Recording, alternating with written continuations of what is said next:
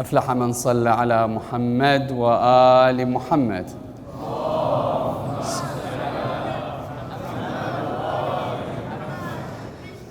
أعوذ بالله من الشيطان الرجيم. بسم الله الرحمن الرحيم. رب اشرح لي صدري ويسر لي أمري واحلل عقدة من لساني يفقه قولي. بسم الله الرحمن الرحيم. الحمد لله رب العالمين، وصلى الله على سيدنا وحبيب قلوبنا وشفيع نفوسنا أبا القاسم محمد. اللهم صل وعلى آل بيته الطيبين الطاهرين المعصومين، لا سيما بقية الله روحي وأرواح العالمين لتراب مقدمه الفداء. أما بعد، يقول الله في محكم كتابه الكريم: بسم الله الرحمن الرحيم. مثل الذين حملوا التوراة ثم لم يحملوها كمثل الحمار يحمل أسفارا.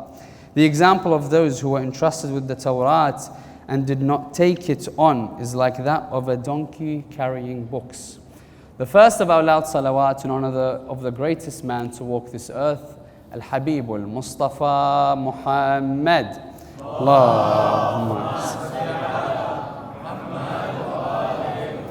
The second in honor of the greatest lady to walk this earth, Al-Hawra al-Batulati Fatima.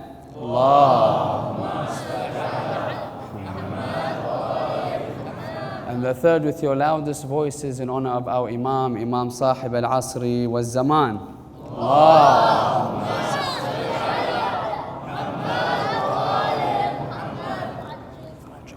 Inshallah, as per request for many of the brothers and sisters, speaking about what we previously spoke about in the previous 2 nights, where we mentioned that when we put ourselves into the scale of balance, what do we need to understand and look for to not be of those that fight against the Imam of our time? And looking into the aspect of this particular pursuit of knowledge, we looked at the power aspect yesterday, but we had not looked at the plagues that may arise, plagues that are within our life, plagues that are in our communities, plagues that we practice on a daily perspective, yet we do not recognize them within our lifestyle, within our communities, within our family circles. So inshallah tonight we want to delve into this particular topic to see to ourselves, is there any of these particular plagues that we will mention tonight that we are practicing within our lifestyles? Do we know of anyone, when mentioning these particular plagues and these diseases, of knowledge that we be able to see within our communities, within our circles of relatives, circles within the school environment, circles within the work environment, or any other circles that we may be able to recognize one of these or more than one of these diseases? So inshallah we're going to start off tonight by first looking at a particular tradition from Amir al-Mu'mineen and one of his companions, teaching us about the different types of people in their pursuit of knowledge. Then we're going to look at each and every plague with examples and seeing if it applies to us, inshallah. So we can bless the majlis and start the topic for tonight with a loud salawat ala Muhammad wa ali Muhammad.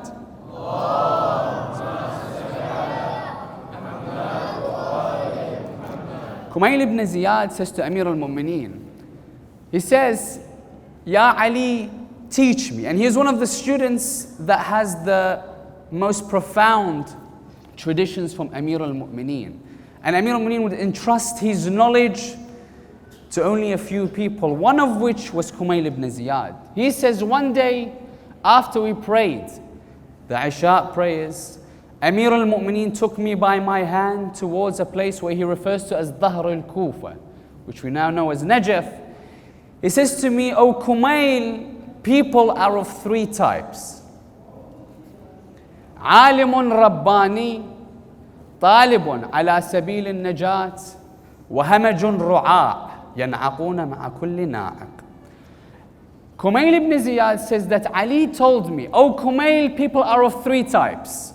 Alimun Rabbani, a godly scholar. طالب على سبيل النجاة, there's a student on the path of salvation, or همج رعاء. همج رعاء can be looked at people that follow wherever the wind blows. There's a scream, they scream with it. There's a noise, they make the same noise. Wherever the wind blows, they go with it. These people don't have a solid foundation. Taking this into consideration, we understand that the person's knowledge all of a sudden is what categorizes them into these three categories. A knowledgeable scholar that's holy is based on his knowledge. A student on the path of salvation, also dependent upon his knowledge. Hamaj al-ru'a, the reason why they follow the wind wherever it goes is because of a particular lack of knowledge or problems associated with the knowledges or the knowledge that they have. Now let's take particular plagues or diseases of knowledge to see, does it apply to us? The first of which is a disease looked at to be personal interest.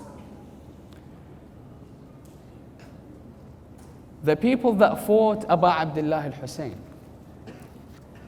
No one has an argument if you were to ask each and every one of those 30,000+ that were there, do you or do you not know who Abu Abdullah al-Hussein is? None of them will say, I do not know. Then what's the reason that they fought the Imam of their time? Question. The leader of the army, Umar ibn Sa'd, was known at a young age to be a friend and a person that was close towards Imam al-Hussein.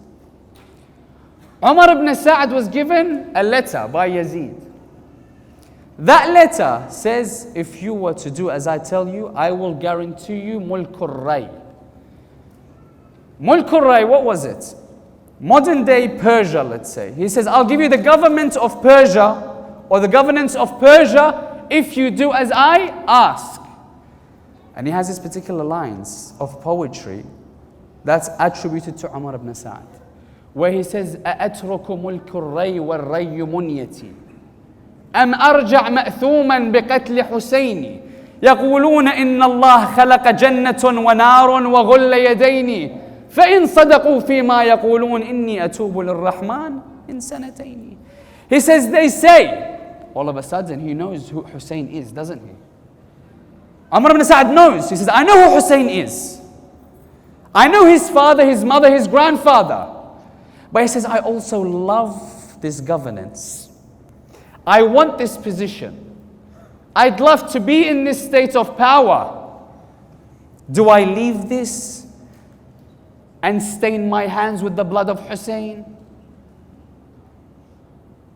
Then he begins to convince himself.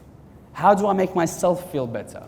How do I try to change what I know is a fact, that killing Hussein will guarantee me hellfire? That's where shaitan comes in, doesn't he? He says, well, hold on. You want this? Don't worry.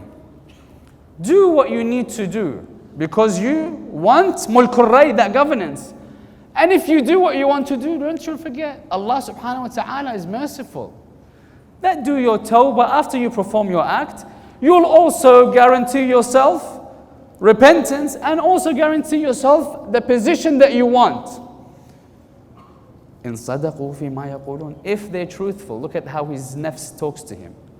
If they're truthful in what they say and there is a hell and there is a heaven, then I'll make tawbah towards Allah.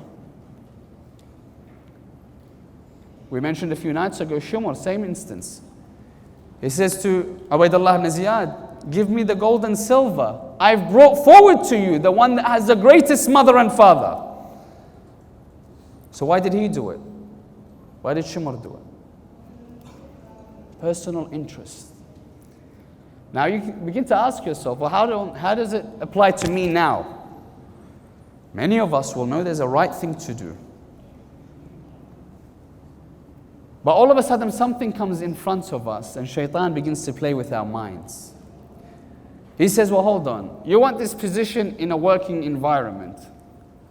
You'll have to sit amongst people that, not necessarily the best of people. You may have to be in gatherings where something that is not lawful is being served. That not lawful isn't around your environment. that there are people that are playing things that you should not be listening to. However, you want something, and the only way that you think to attain it is to go through this means to attain it. And you begin to convince yourself, don't worry, Allah knows what's in my heart. Allah knows that my heart is clean. I'll just do what I need to attain what I or my nafs wants. You think that's too dramatic? Let's take it on a smaller scale. Looking at that comparison between what Allah wants and what my nafs wants. Personal interest. I know that Allah subhanahu wa ta'ala loves it if I wake up for Fajr. But you know, on the cold nights, and I've just done Azadari all night, I'm so tired. That blanket is the heaviest it's ever been. Allah wants something, I want something else. There's a constant battle within yourself. I'm going to talk about the battle within oneself in a few nights. But that is in a small scale, because you're always thinking massive. No. In a small scale, this is a personal interest that yourself has defeated your better self. You're not getting up for Fajr because you like your rest, you like your comfort, you like your sleep. But if something that you really wanted, if you really wanted to make your personal interest aligned with Allah subhanahu wa ta'ala's personal interest, like that of Ahlul Bayt, when Imam al-Hussein, we remember him, and we honor him, and we find within ourselves beauty in what he does, is when Imam al-Hussein says the following lines: "Oh Allah, if this is what you've ordained for me, and if this is what you want from me, then take until you are sufficed." Doesn't he? Allah, I am in unison with your will. My will is the same as yours. Doesn't differ. Once we attain that personal interest goes out of the question. If we want, whether it be sports, that we know that sport, let's say a particular sport that we like, is at 4 a.m. I guarantee you probably wouldn't be able to sleep because you want to watch that particular game. And you will make sure that everyone knows on social media that you're waiting for that game. And that you have dialogue with other people, whether it be in the same team or an opposing team. And you're up and you make sure that you interact in salat. If you do go up, you're like, please, I hope God doesn't allow this sleepiness to remove itself from me because I want to go straight back to sleep. Number one, personal interest. Number two, a person's pride. In a community, in school, in madrasa, in a work environment, even in the same household, in the hierarchy, you'll find you become in a position of authority. That position of authority one day will come under a position where you are in the wrong. And you understand that you are in the wrong. But that lofty position doesn't allow you. That pride within yourself doesn't allow you to admit that you are in the wrong.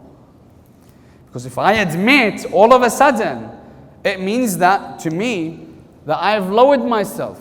That I'm not as good as I'm trying to show people. That they will look at me not with the same hierarchy and honor and aura if I was to say that I am wrong, even though that I know that I'm wrong. I'm never going to admit it. I'd rather be stubborn in this particular fact, lest anyone says that I have moved from my position. That could be, we're not saying a massive scale, it can be in your own household. If you're having a debate with your spouse, you know you're wrong, but you're like, I'm never going to back down from a fight. Small scales. The scholars tell us this, and it's what we need to understand. They say each and every one of us has a potentiality. Meaning, it says when we look at Kerbala, everyone has the potential to become a Hussein. Everyone has the potential to become a Hussein if he allows what Allah wants to supersede what he wants. On the flip side of that coin, everyone also has the potential to become a Shimr if he allows what his self wants over that which pleases Allah. That pride in the eyes of Allah, if you know for a second that you even might be wrong, be ready to be humble and admit that which you are incorrect in. Shouldn't be a battle. You should always be, in the eyes of Allah subhanahu wa ta'ala, equal. The only battle should be taqwa and fighting towards the pleasure of Allah subhanahu wa ta'ala. Number 3, ignorance. We mentioned it very briefly yesterday. Amir al-Mu'minin has a beautiful statement. He says, you're fighting and you always think that there are enemies externally. He says, no. The enemy and the true enemy is not the Jews and the Christians. At the time when Imam Ali was speaking was the time of war, by the way. He says, your true enemy isn't the Jews and the Christians. The true enemy is your own ignorance. Your own ignorance. Many of us think that we know something,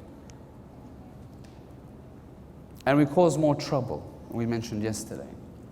And sometimes we delve into aspects where we think this is actual knowledge, that it has something, a basis, but it has no basis whatsoever.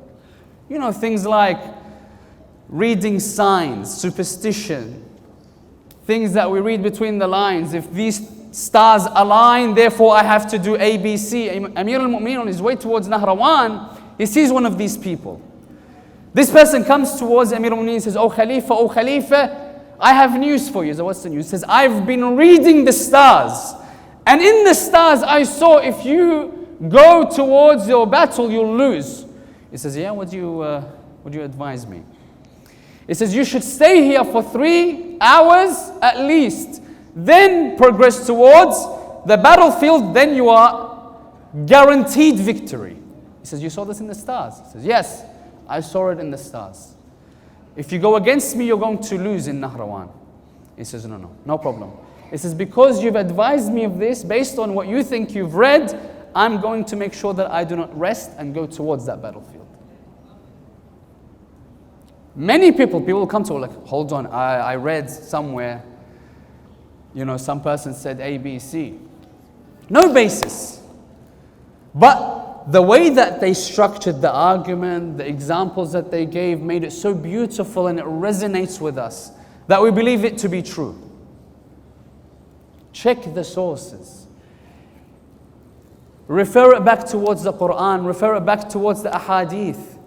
See if there's any basis before you have a solid stance with such superstitions. It's so easy to utilize these things and to teach people if they follow you and find you a person that is very convincing. In the time of Iraq, the time of Saddam in Iraq, I'll give you an interesting example. A scholar would come onto the pulpits. As you know, there was a heavy eye on anyone that speaks against the government. As you know, at the time, there was a war between Iraq and Iran. So the scholars had to be really wary of what they say. So this person goes up on the pulpit, this sheikh, and he says verses from the Holy Quran. He says, تَبَّتْ يَدَا أَبِي لَهَبٍ وَتَبٍ. The same night, this scholar is dragged out of his house onto the streets until the courtroom. What's happened? He goes, come. Are you trying to take sides against us in the war? He goes, what do you mean? He goes, we heard you on the pulpit today. He says, you're siding with Iran. He goes, what do you mean, Baba? I'm reading Quran. He says, did you or did you not say, تَبَّتْ يَدَا أَبِي لَهَبٍ وَتَبٍ? He says, of course I did, yeah. It's from the Holy Quran. Allah says it, not me. He says, this Abu Lahab, is he an Arab or an Iranian? He says, Baba, it's the uncle of the Prophet. Of course he's Arab. He says, therefore you curse the Arabs. This sheikh was taken and he was executed, by the way. It's funny, isn't it?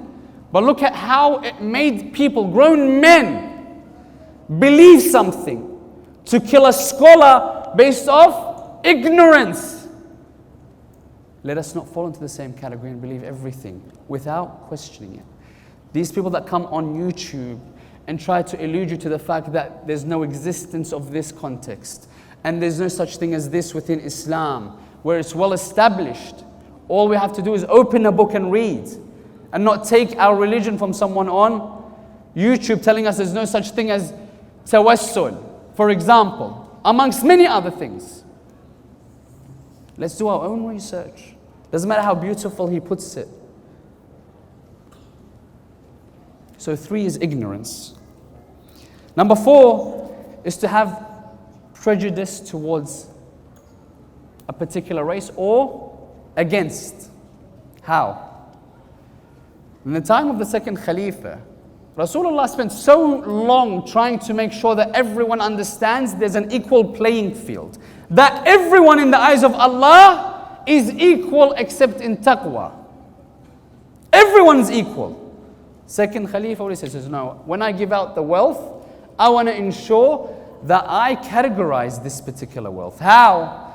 I'm going to give a different amount to the Arabs versus the non-Arabs. I'm going to give different amount of wealth to those that are from the Muhajirin versus the Ansar. And so on. Separating, making massive differences within society because of prejudice. Thinking that he may be greater and others not as grand as him. And you find it's the same, by the way, the same concept and understanding as shaitan, isn't it? Shaitan, what does he say towards Allah subhanahu wa ta'ala? The same concept. I'm better. Oh Allah, why are you making me bow down to Adam? You made him from clay. You made me from fire. Why would I bow down to him? I'll bow down to you, O Allah. Not to Adam. Allah says, Habib, I'm telling you how to worship me, not you're telling me how to worship. You want to worship me? Do as I say. Not what yourself explains to you how to worship me. So you'll find this is a particular notion. In our communities, many a time comes when we give preferences to people. That we say, he's from our community. That we want to elevate him against other communities. And then there's the absolute opposite. Where you'll find, let's say within the Khoja community, there's a position that arises within a company, within a particular board, within anything, that you are able to help a particular brother or a sister in need from the same community. But they turn around. What do they say? They say, no, we'd rather give it to anyone else except our own communities. We'd rather give it to that person that doesn't believe in Allah altogether. This person that I know that I can't even touch, because if he gets his hand wet and he touches something, Bismillah, something happens. But I will never give it to a community member.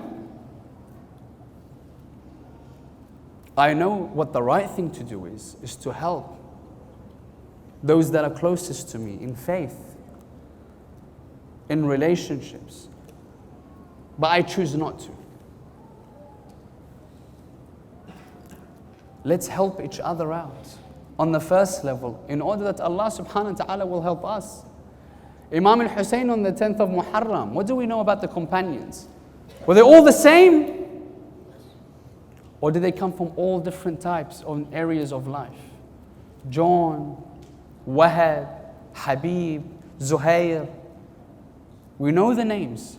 But when we really look into it, they're from different parts of the world. But they came together on what? The love of Abu Abdullah al-Hussein. So prejudice and stubbornness can be another aspect that may influence the knowledge that we have. Hypocrisy, number 5. Hypocrisy is a very interesting one, because many of us will say, well, how can, Shia of Ahlul Bayt be a hypocrite? Is there such a thing as hypocrisy? The Quran, in so many places it showcases to us that yes, there's someone that can call themselves Muslim, but nothing about their actions is Islamic whatsoever. And all I want to do is to cause troubles, trials, tribulations, fitna within the community. Why? Because I enjoy seeing them all fight against one another. Makes me feel better about my position. Ali ibn Abi Talib, when the Khilafah was taken away from him, do you know one of the first people that came towards Amir al-Mu'mineen? You'll be very surprised. One of the first people that came towards Amir al-Mu'mineen to say, "Oh Ali, why aren't you fighting for your Khilafah?" Do you know who it was? Abu Sufyan. Do you think Abu Sufyan really wanted the Khilafah back to Amir al-Mu'mineen? No chance. Amir al-Mu'mineen knows what's in the mind of Abu Sufyan. You know, the same thing that he had in his mind when he had fought Rasulullah all those years to destroy Islam. He says, I couldn't do it from the outside, let me try to destroy it from the inside. Amir al-Mu'mineen says, "A jahiliyyah ba'da Islam." You want to go us back towards Jahiliyyah, O Abu Sufyan? After we've become Muslim, we brought them towards Islam. How can hypocrisy influence our societies? How can we come out as being one thing, but deep down, we're something completely different? Because we know that, Ya Ali, la yabghiduka illa Ibn Haram in traditions, أو منافق. Munafiq, hypocrite. One of the aspects of a munafiq is a person which listens to music. Bear with me. Traditions tell us if a person was to listen to music, they may think to themselves that, you know what, music this just doesn't affect anyone, does it? You know, it's just a few sounds or puts me in a particular, I don't know, daze or hype, whatever you want to say. The traditions tell us a person that listens to music is irrigating the hypocrisy within themselves like water irrigates a plant. You know, when you put water, the plant grows, doesn't it? Without water, it pretty much dies, depending on the plant, of course. But taking it into the main aspect, that when you irrigate it, water allows that plant to grow. It says that's what music does to a person in its aspect of hypocrisy. We don't want to go towards being of those people that all of a sudden dislike Amir al-Mu'mineen because of that, do we? So we have to ensure in one level or another that when we come out to appear, not just in our communities, but to others, that we are Islamic and we are Muslim and we are of the followers of Ahlul Bayt, let our actions be on the same wavelength. I don't want to say I am Shia, but my actions say otherwise. I am the followers of Ahlul Bayt, but my actions otherwise. We don't want to be hypocrites within societies. And we understand the implications that they do have. The next one is blindly following personalities. We find someone to be very nicely put together. He speaks eloquently. He's a position of power. He looks like a role model. I like something about him. I'm going to follow him. Blindly, I will follow this person. What's examples that we have from history? Yazid, the people under him, Muslim. His army, Muslim. He tells them anything, they're like, no problem. He tells them, go and kill the grandson of Rasulullah. They go. Did they question? No. They went and killed Imam al-Hussein. Within a span of 3 years, he points them towards Mecca. That the Kaaba itself was alight. Points them towards Medina, bloodshed until the blood reached meters from the grave of Rasulullah. Why? Blindly, wherever he is pointing them, they will go.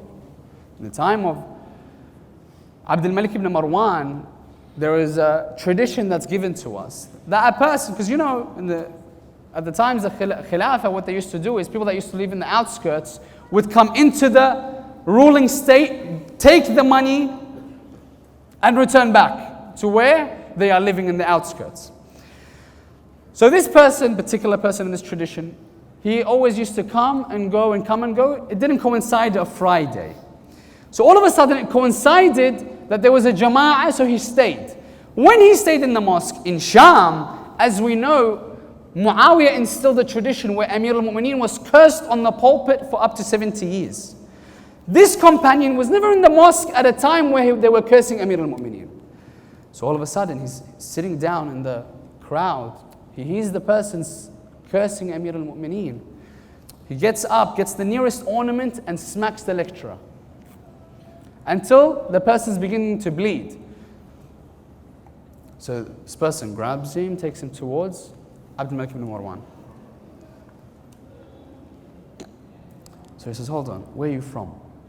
He goes, I'm from such and such tribe on the outskirts. He goes, you've never actually been here to listen to a lecture, have you? He says, no.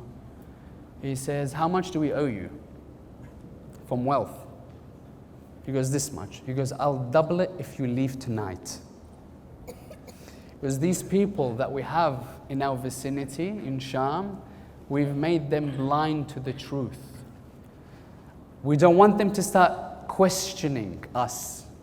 How else do you think that when Amir al-Mu'mineen died and the news reached Sham, they said, did Ali die?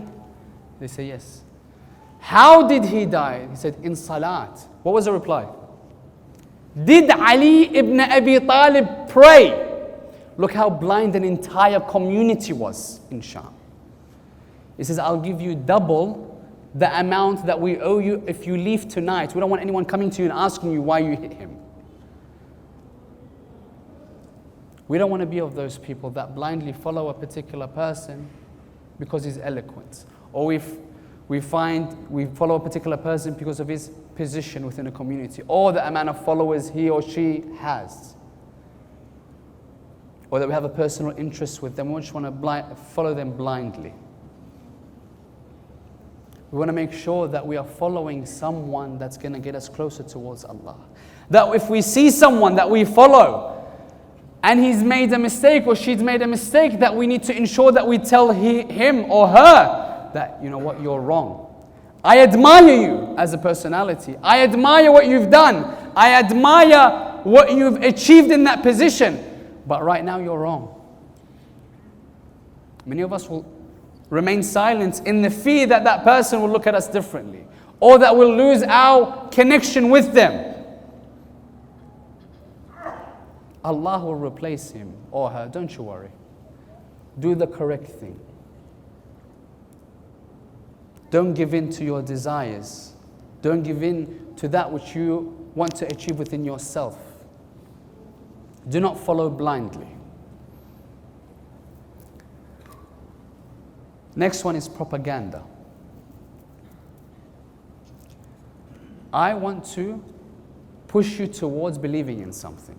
Or I want to push someone to having the same ideology as me. Or bringing down a personality that I want to bring down. Or bringing down a particular sect that I want to bring down. Or elevating another sect that I want to elevate. I have agendas. Other people have agendas whereby they try to push in any way necessary. A person that did this better than anyone else was Muawiyah.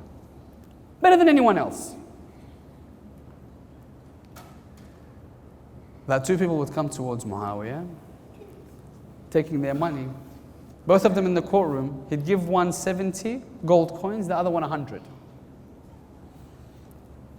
So the person that got 70 stayed in the courtroom. The guy that got the 100 ran out. Thank you very much. The person that got 70 is like, hold on. That guy's got 100. You've given me 70. What's going on? He goes, no, don't worry. We've given that person 100 gold coins because we've bought from him his religion. Anything that we say, he has to do. Anything. We point him towards a particular place. He does what we ask. We tell him, do this, does this. Don't do this, don't do this. We could be in the same category, by the way, in the sense that, we want to keep a position. Or that we want to keep the peace, we don't want any trouble, then we'll let things slip. We won't question people for their wrongdoing. We won't question society, communities, relationships about particular things that are wrong, so that we do not hear about it, that we're not troubled by, the conversation that will occur afterwards, or what we are able or may lose as a result of that coming together of ideologies or bringing the truth to light. The other person that stayed, he sold his religion, he goes, give me 100 and I'll sell my religion to you as well. How else do you think that Muawiyah was able to pay off people to stab their own imam, and not being a normal person, one of the generals that the imam trusted? He had different ways, eluding people, telling them, you know what, do this for me, I'll do something for you. Here, take this, don't worry about it. But because you've taken it from him, you're like, you know what, I got to do something right by him as well. Abu Aswad al-Du'ali has a tradition where he says, one day the people came and put in front of our house honey that had saffron. Being a follower of Amir al-Mu'mineen Ali ibn Abi Talib, at the time of Muawiyah, you were living in poverty. They would isolate everything from you to put you in such a level where they say, look how the followers of Muawiyah have it so nice. Look at us, how terrible we have it because of its poverty. So this young girl, the daughter of Abu Aswad al-Du'ali, opens the door, doesn't know who it's from. Takes the honey, takes it, tastes it. She said, how beautiful is the taste of this honey that has saffron. Abu Aswad al-Du'ali is watching his daughter. He says, oh my daughter, do you know who that's from? If we were to taste honey as a metaphor, taste something of a position, of a wealth increase, of popularity, of fame, of our name being raised, many of us will be like, no, I'm not letting this go. Abu Aswad al-Du'ali's daughter tastes the honey, she says, this is amazing. Abu Aswad says, do you know who this is from? She says, no, oh father. He says, this is from Muawiyah. The daughter puts her hand to the back of her throat, regurgitates what she's just taken in. Then she goes and she faces towards Muawiyah's Sham. And she says these following lines. أبل عسل المزعفر يا ابن هند نبيع لك إيمانا ودينا. Do you think with saffron flavored honey that we would sell our religion to you? فلا والله ومولانا أمير المؤمنين. It says, no, by Allah, because our Mawla is none other than Ali ibn Abi Talib.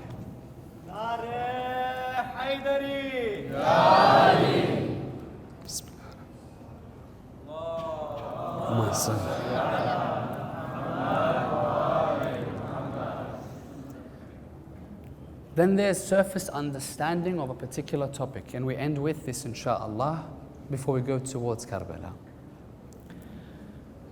When we are trying to advise our young generation, when we are trying to advise the youth, when we're even trying to advise the elders, you'll find sometimes the knowledge that they have about a particular topic is lacking. And because of that lack of knowledge in that particular topic, you'll find that there's more problems than there are solutions in that area of expertise. You'll find in the younger generation, when we do not give them the correct and the complete information and knowledge, when a person was to come and ask them, why do you pray on the turba?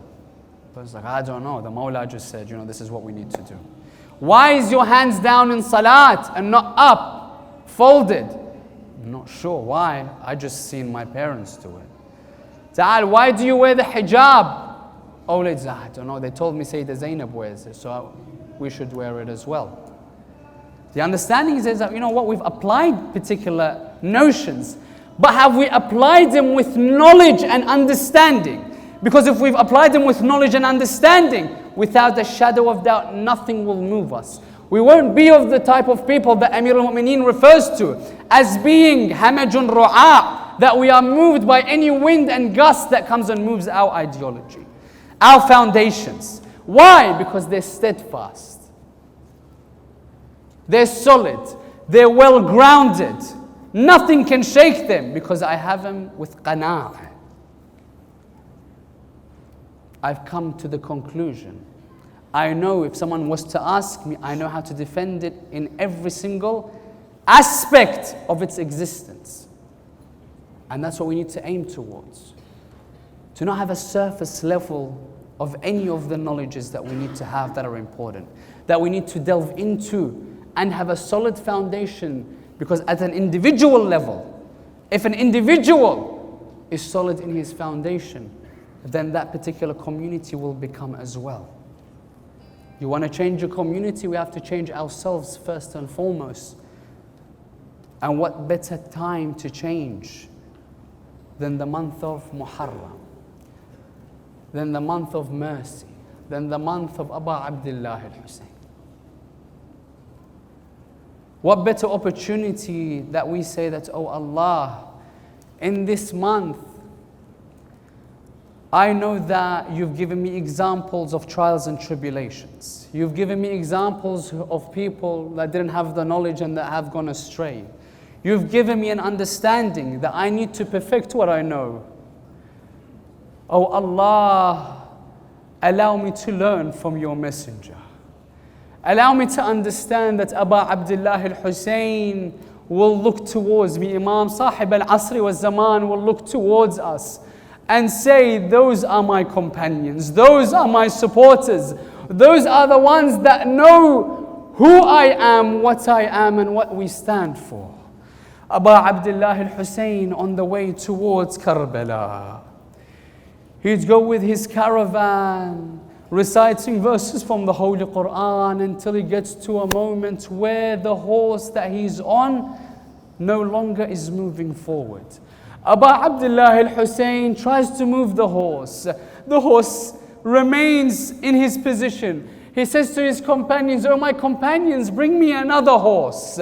So they bring Abdullah al-Hussein another horse. Again, he tries to move forward, that horse doesn't move.